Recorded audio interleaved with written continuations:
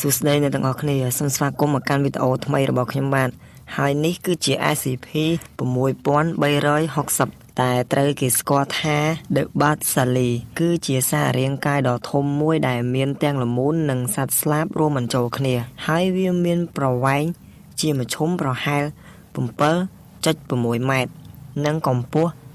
2.5 ម៉ែត្រ ICP 6360មានស្លាបខាងមុខប្រវែងប្រហែល 9.1 ម៉ែត្រ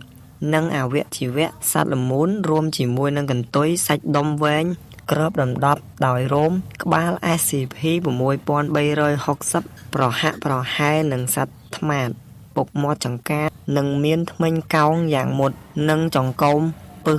2ហើយពឹសរបស់ SCP 6360មានឥទ្ធិពលខ្លាំងណាស់សាររាង្គកាយណាដែលបានប៉ះនឹងពឹសតាមរយៈខំដល់ផ្ទាល់តាមរយៈប៉ះឬការឆ្លងមេរោគនឹងបណ្ដោយឲ្យស្លាប់ក្នុងរយៈពេល2នាទីហើយសាកសពដែលស្លាប់នឹងមានសភាពក្រៀមស្វិតជាមួយនឹងរបួសខាងក្នុងដ៏ធំធ្មេករបស់វាស្រដៀងនឹងពស់វែកនៅពេលដែល SCP 6360វាសម្លឹងមើលធ្មេករបស់មនុស្សចំមនុស្សនោះនឹងស្លាប់ភ្លាមទោះបីជា SCP 6360រាងកាយរបស់វាធំក៏ពិតមែនក៏ប៉ុន្តែភាពបន្លាស់ទីរបស់វាគឺមានភាពរហ័សរហួនខ្លាំងណាស់ទាំងនៅលើអាកាសនិងលើដីហើយរាងកាយរបស់វាក៏មានភាពធន់ដែរបើទោះបីជាកាំភ្លើងនិងសភាវុធផ្សេងក៏មិនអាចធ្វើអ្វីវាបានដែរហើយសត្វនេះក៏មានសមត្ថភាពគឺរ៉ាដាមិនអាចចាប់វាបានឡើយសូម្បីតែយន្តហោះចម្បាំង